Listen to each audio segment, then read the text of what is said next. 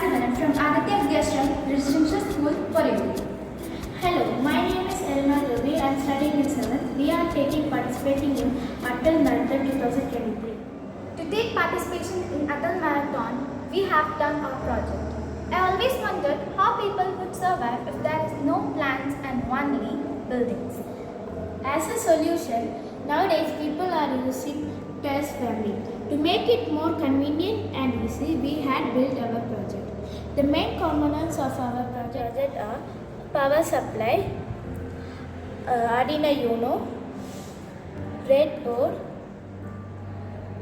soil moisture sensor, relay,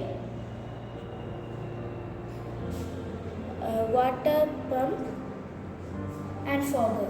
The power is generated from the adapter and it is connected with the Arduino, and the Arduino is connected with the breadboard.